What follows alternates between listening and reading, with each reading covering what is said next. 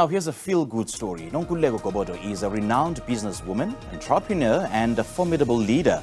She made her mark in business as the first black female chartered accountant in South Africa. Gobodo has now written her incredible story and published it as an autobiography titled Awakened to My True Self. The memoir looks at her unordinary journey of trauma, healing and self-love that has awakened her to her true purpose. It is a reflective celebration of self, courage and the remarkable spirit of resilience that lies within us all. Let's now welcome her into this conversation as she joins us in studio this morning. Ms. Gobodo, very good morning. Thank you so much for joining us. Welcome. Thank you so much. Glad to be here. It's an absolute pleasure, having a conversation with such a great Gobodo here in South Africa, trailblazer and a pioneer. Well, tell us more about this book and why now was actually the right time to release it. Okay, it took me 2 years to write the book, and just having that courage to write the book in the first place, because as a chartered accountant, you don't think you can write a book. Yes, right. Yeah, right. You know numbers, but writing a book.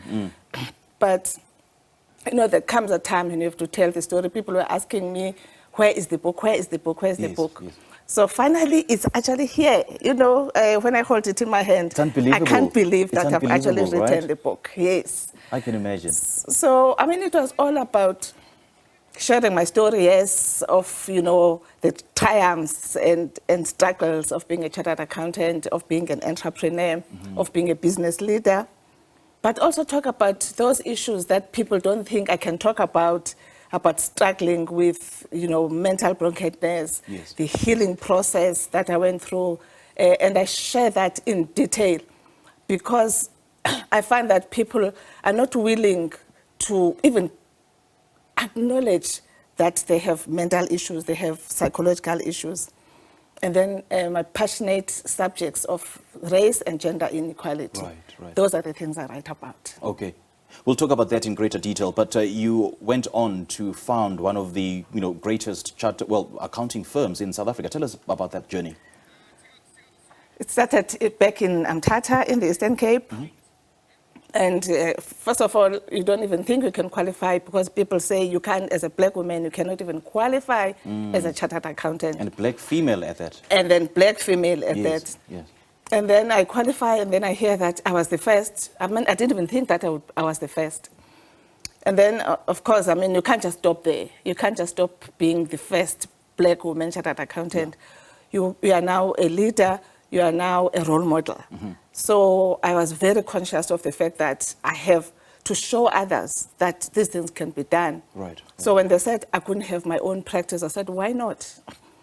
And then you start. Of course, it's a difficult journey. You are in business. You face all the challenges of being in business. But you start small, and then you have to dream again. I dreamt again of why can't I have a medium-sized black accounting firm? Right. And then, of course, that is a daunting task in itself because... And I would imagine it was during apartheid South Africa at the time. Exactly. It was in 1992 when I went into practice. But we're inspired by stories of, Professor Nkutlu, who started his own practice in my hometown of Mthatha. Yes. So we appreciate those people who opened the way for us. But you dream again, can I leave my comfortable zone in Mthatha and go to the big city of Johannesburg and still make it? And then you come to Johannesburg, you establish this medium-sized dream of a black firm, and then it succeeds. Wow, I can do all of these things. I understood the power of self-belief. Right. When you believe in yourself and you believe in your dream, nothing is impossible. Everything you'll touch will just turn gold. Indeed. And then you dream again. Okay, I've done this medium-sized black firm thing. Why can't I have a big black accounting firm that can challenge the established accounting firms? And that is a daunting task in itself. By this time, we're comfortable. We've got our medium-sized black firms. And I said to my colleagues, let's come together and form a big thing so that we can answer this question of we can't do big things as black people. Yeah. And of course, you do it. And yes, it's a success. Wow. Speak to us about some of the intimate details that you share in the book about, marrying at the age of 17 and having a child and having failed matric. Yes, I grew up a very shy girl. And my mother was worried about me. Yes. And then she started to vocalize these fears of, yo, lo mntana lona, she's not going to make it in life. And then you sort of believe also that you are going to be a failure, you are not going to make it in life, low self-esteem.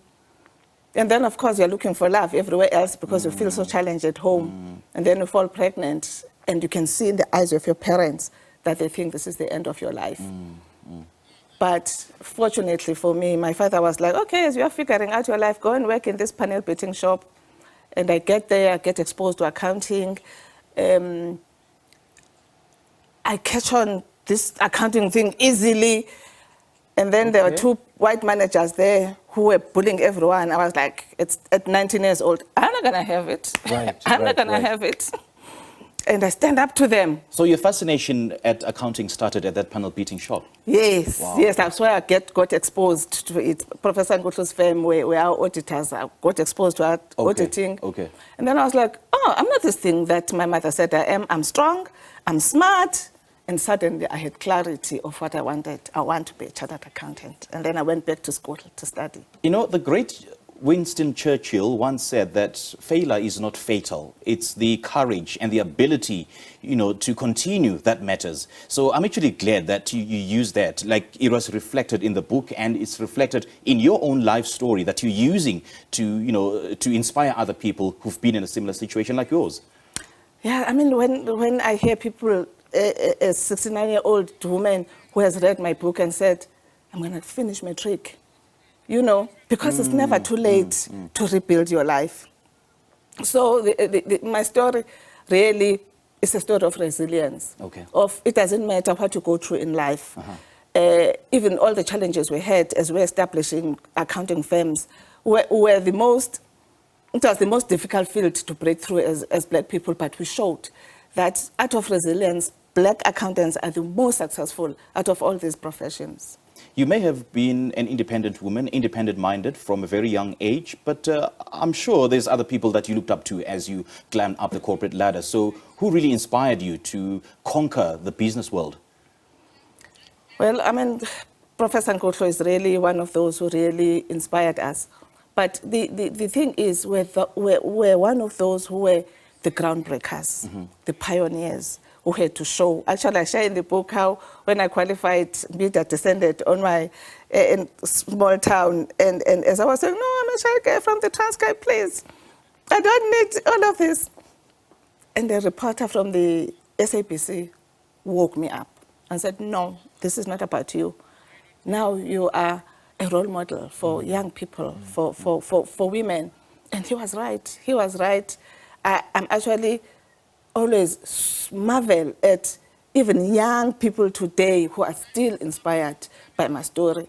But of course, you know, I know I had a mentor, Doug Southgate, at KPMG, who saw the talent in me and nurtured that talent. Okay. Because no one can do it alone. You know, that reporter, that SABC reporter was actually right, because you and I were just having a conversation off camera before this interview that it's not really about the success of the book is not really about the sales, but the number of lives that will be touched by this book, and the number of people who will be inspired by this book, and the number of lives that will be changed by this book. So what is that one key takeaway or the aspect of your life that will change so many lives as reflected in this book? You know, my passion is around Black people and women who have been so disenfranchised in life that out of reading this book, they may awaken to who they truly are. I was actually thinking the other day that before 1652, we did not have an issue of we are Black, we are inferior, we are failures. And we need to undo those myths now and find our true selves. How can we find creativity to create a new life for ourselves as Black people, as long as we believe the myths? All right. Ms. Nonkululeko Gobodo, thank you so much for joining us. We do appreciate the time. Thank you so much. Thank you. And where can we get a copy? The book is available at all bookstores and online stores. Okay. Great stuff. Thank you so much. That was renowned, chartered accountant Nonkululeko Gobodo, and we're just in conversation with her about a new memoir titled "Awakened to My True Self."